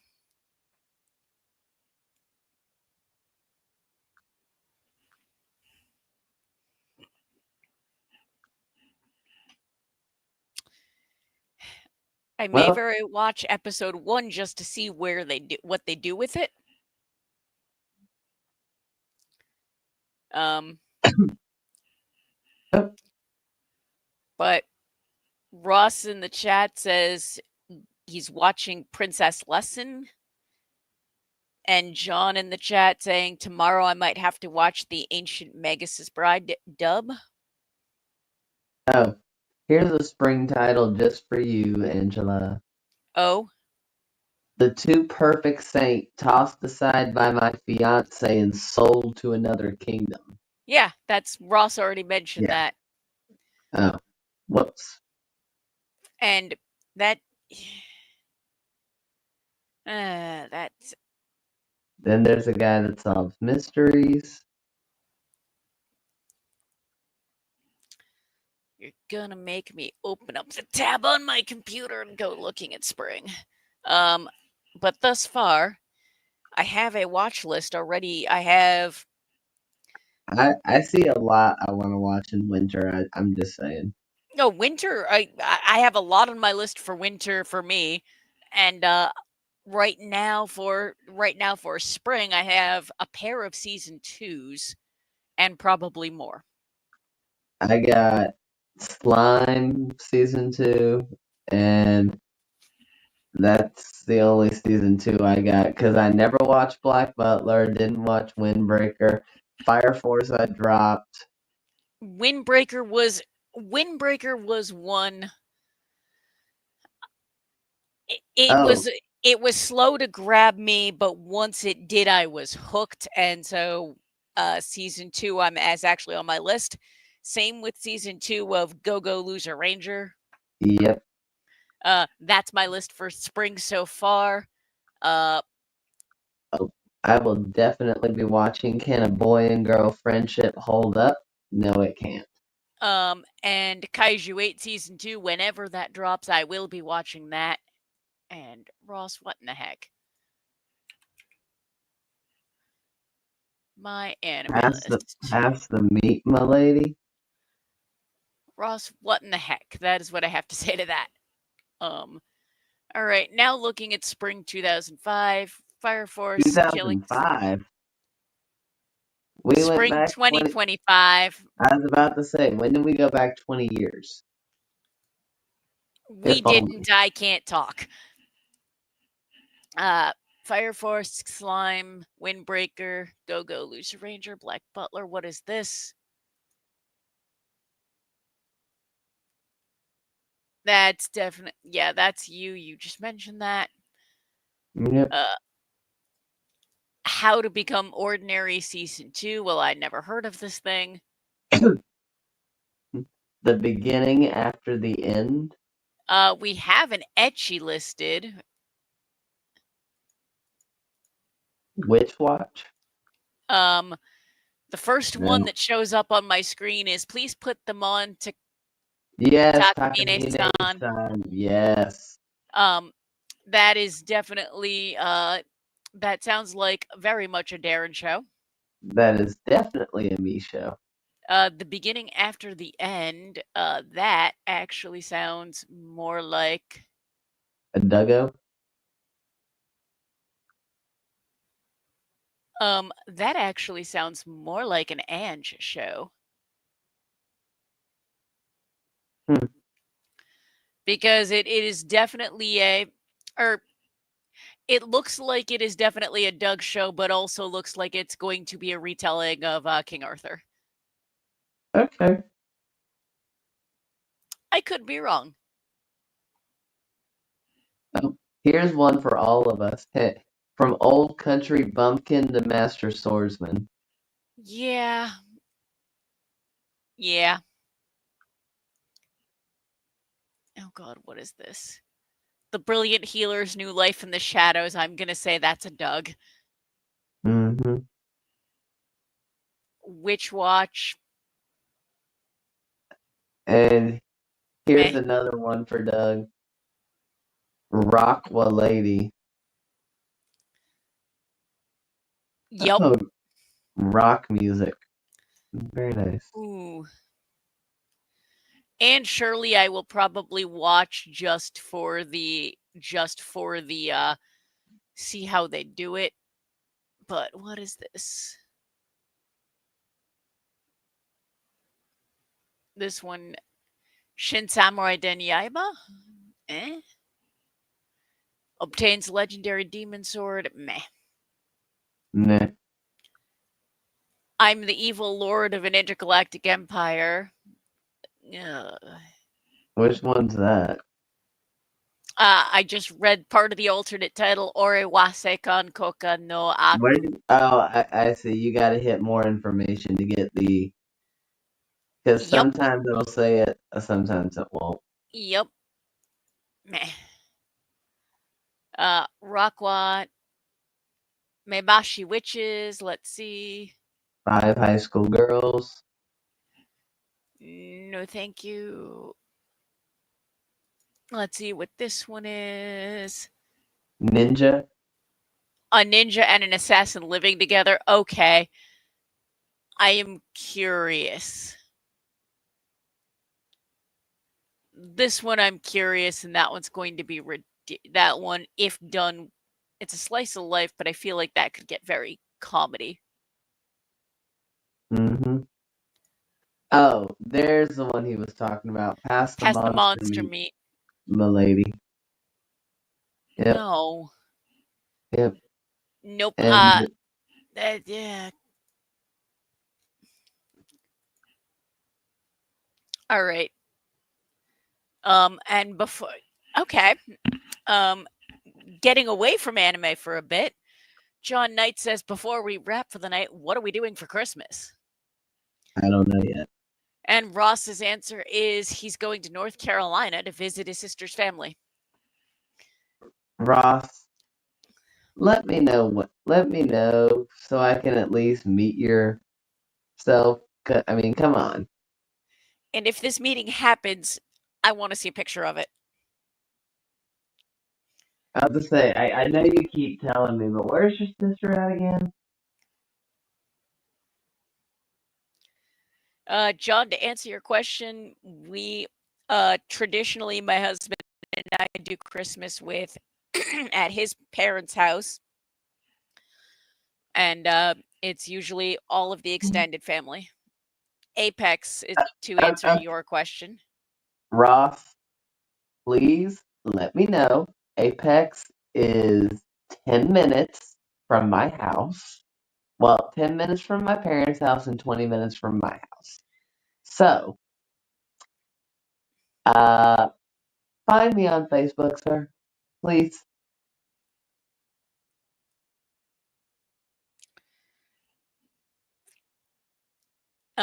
And then, and wow, we have actually rambled enough where it is 2 minutes to go. Technically 3 because we started a minute late. Fair.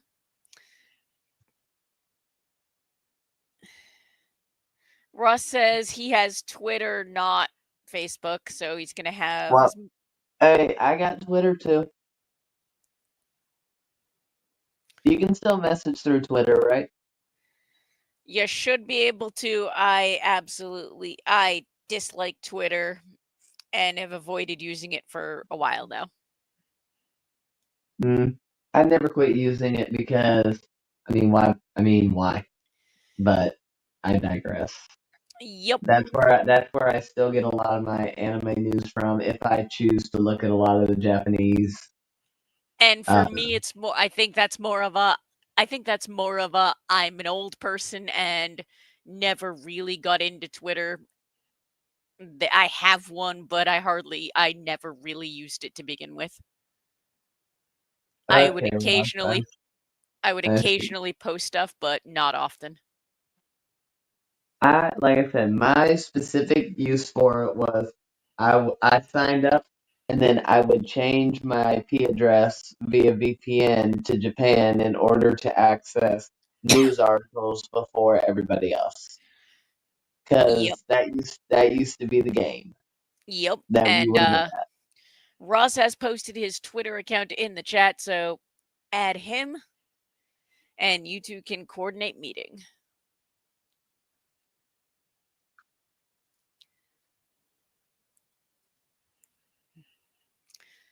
I'm not going to announce Ross's Twitter handle live because I'm not comfortable doing that.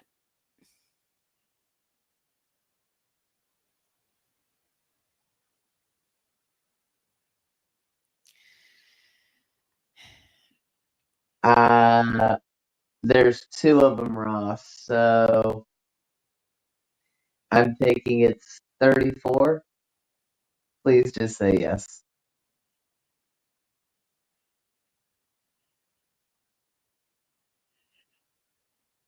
And the only reason I question it because there's multiple. Both of them have anime-esque pictures. The answer is yes. And on that lovely Yep, note, I see your state. So no, and I'm not doing voice messages. on that lovely note, it is that time. Where has the time gone? But on that lovely note, thank you everybody in the chat for some really good conversations, some really thought-provoking good questions while Rusty was here. If we don't there is a possibility this is going to be the last show of the year, and if that is the case, everybody please have a very Merry Christmas, Hanukkah, Kwanzaa, winter holidays that you celebrate. Happy holidays from all of us to you, and a very happy new year as well. And stay happy, stay healthy, enjoy anime, and we will be back again probably next year, maybe before, but Yep, probably next year. you may see a surprise show later this week. It depends on what Doug and us can actually have time for. Depends on scheduling, but if we don't see you, Merry enjoy. Christmas, Happy New Year, Happy Hanukkah, Happy whatever you celebrate. And on that note, good night. Bye, everybody. And buenas noches. No,